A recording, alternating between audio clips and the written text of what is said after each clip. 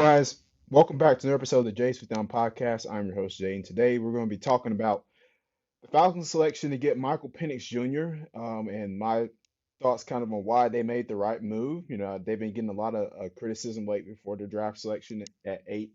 Getting Michael Penix out of Washington. So we'll talk about that today on the podcast. And it's been a while since I've uploaded. Just been trying to figure some things out and get into summer actually. With school being out and everything, but we're going to be posting a lot more of the podcast, so just stay tuned for what's coming next up here.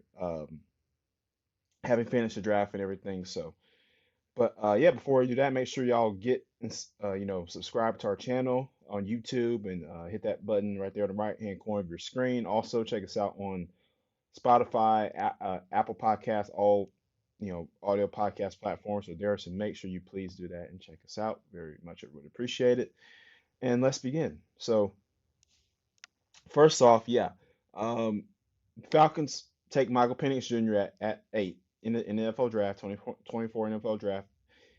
Everybody's picking him to take a defensive player, either Dallas Turner or Latu, or Jared Verse, players like that, or somebody was anybody that's a defensive player. Like everybody was thinking the Falcons were going to take a defensive player at number 8, and because pass rush is something that's been lacking in this team, and they haven't had something, consistently generating pass rush for some years now. They have not been able to generate a consistent pass rush for some years, and so everybody thought that they would get an edge rusher to kind of help that out. I did too. I mocked Dallas Turner going to Atlanta at 8.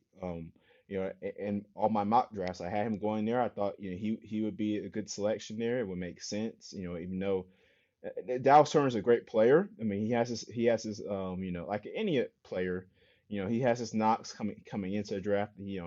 Certain things like he tended to get he got stoned sometimes as far as when going up against blocks because he relied a lot on bull rushing, and sometimes he would go up against linemen that would be able to hold their own, and he could get lost in the play sometimes. So there are things like that. Some notes on him, negative notes, but come in. But overall, he's a great player, very talented. Alabama did a great job, very critical piece of that defense for the last couple of years for Nick Saban and Bama. And he goes to the draft this year. However, doesn't go until pick number was it 17, I believe, to the Vikings, if I'm not mistaken. He went, yeah, he got selected by the Vikings at pick number 17. So he was on the board for a long time. And I didn't think he would last that long on the board. So that kind of tells me that teams weren't too super, super high on him between, or they just had more dire needs than a pass rusher. I mean, but he was there. Um, so the Falcons, however, decided to take a different route and take a quarterback in the name of Michael Penix Jr. from Washington, but was just in a national championship game against Michigan with Kalen DeBoer as his head coach, who was now the head coach at Alabama. But so now, you get a guy that led the FBS in passing yards last year in the 2023 season. The whole FBS, he led in passing yards. Michael Penix did, and I was just like, I watched him last year, and I was very impressed. Like he is a guy that wasn't always a pocket passer. When he was in Indiana, he was more of a running quarterback, but then they turned him into a pocket passer when he went to Washington, and he played really well. I mean, like I said, he uh, yeah, he did really well when his couple years there at Washington. Kalen DeBoer really turned him around. Was very and yeah, I mean, now he has some injury concerns, of course, but going in, but the last time he got hurt was a couple years ago, so it's like he hasn't really gotten a major injury, recently, which is a good thing. So, but yeah, he's been getting a lot of hate, or at least the pick of him at number 8 selection has been getting a lot of hate, and for Terry Fontenot and the Falcons front office for picking him when they signed veteran quarterback Kirk Cousins to a 4-year, $180 million deal.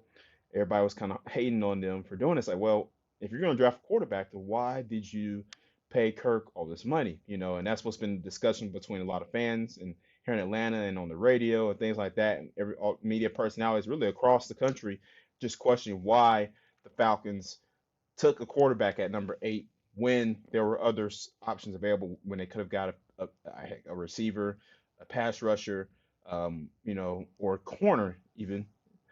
So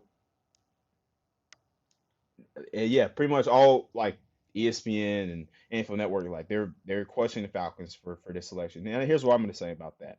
I think the Falcons made a great move getting Michael Penix Jr. And here's why. Kirk Cousins is 36 years old. There is no guarantee that he is going to play the whole rest of his contract in Atlanta. There is no guarantee he could retire before his deal is up, or he could, God forbid. I mean, he could get injured, re-aggravate one, his Achilles injury, something like that. You never know what could happen. So the Falcons want to have a contingency plan in place, as all NFL teams should. They're playing chess, everybody else is playing checkers. And a lot of fans don't realize that, but you have to look at the intricacies, and analytics as far as football is concerned. Like, yeah, he's Michael Penix is 23. He's one of the older quarterbacks in this class, and by the time he realistically might start playing, he might be close to 30. Now that's if I mean that's assuming that he sits for the next 4 years. And that's also assuming if Kirk plays those full 4 years of that contract, which we don't know if either one will happen. That's the thing. We don't know. We're just assuming. Like I said, Kirk could want to retire, or the Falcons could cut him, or whatever, depending on how he plays. So there's so many different variables to this equation that you just don't know what could really happen. So I can't sit here and say that the Falcons made a horrible decision drafting Michael Penix Jr. because, as we all know, they've been in quarterback purgatory for the last couple of years with Marcus Mariota and Desmond Ritter, and it's just been even Taylor Heineke at times. Like it's a bad. The quarterback room for the Falcons has been very, very inefficient the last couple of years, and they need solidification at that position. And that's what Kirk Cousins and Michael Penix Jr. bring to the table. Because really, if we're being honest, if either one, I would be confident in to lead the Falcons in games, and be able to win games next season and beyond. I mean, is Kirk a big winner? No. He didn't win in Washington. He didn't win in Minnesota either, except for one playoff game, pretty much. But he's been a better option at quarterback than what Atlanta has had. Like I said, the past couple of seasons with Ritter and Mariota, he can actually throw the football. He's accurate. He's just more experienced. I mean, so that always is going to be a plus. And the receivers that Falcons brought in, I mean, are they superstar receivers? No, but they are they're good players, but they could look even better with good quarterbacks throwing them the football. That's what people understand. Like quarterbacks and receivers, they're correlated. They're dependent on each other. So a good receiver can make a quarterback, a average or decent quarterback look really good, and really good quarterback could make an average or decent receiver look good, right? So you just have to understand that those two intricacies are related very closely, and they depend on each other, very dependent variables. That being said, Atlanta has got a great room of talented football players at the offensive positions. Drake London, Darnell Mooney, Rondell Moore. I mean, Ray McLeod. Like they've got some skilled players. They're not superstar receivers, but they're skilled players. Kyle Pitts at the tight end position, who I expect obviously to get a lot more targets and attention than he has the past couple years. So, with that being said, the offense should look really decent for Atlanta this year. It should be a top 15 offense, at worst.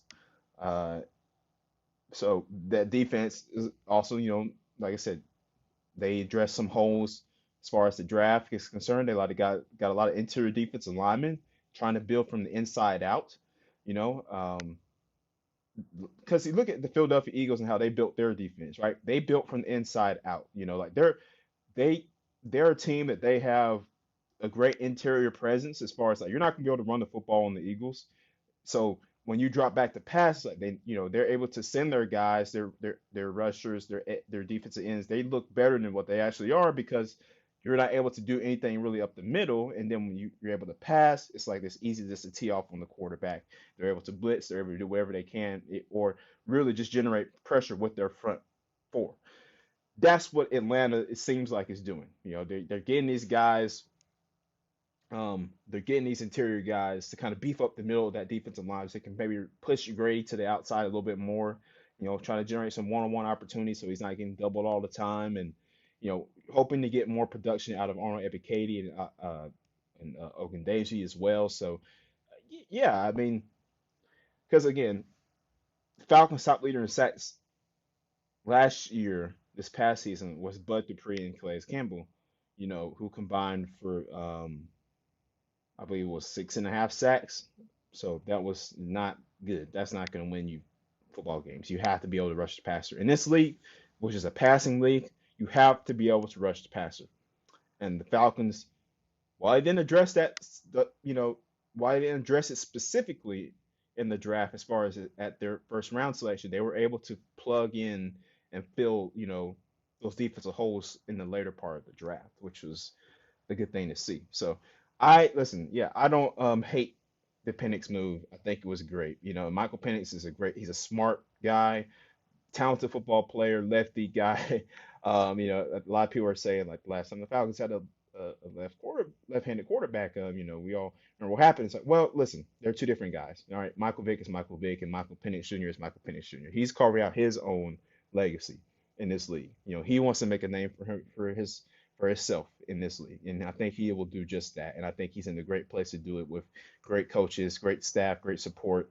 And like I said, I mean, Zach Robinson leading the way at offense coordinator, and I think he's going to put him in the best position to succeed, and especially as we go throughout the latter next part of the year. So, yeah, I think in hindsight, yeah, it was a good move by Atlanta to pick him up. And yeah, they signed Kirk Cousins for a hefty amount of money, but again, no guarantee he's going to play out that full contract.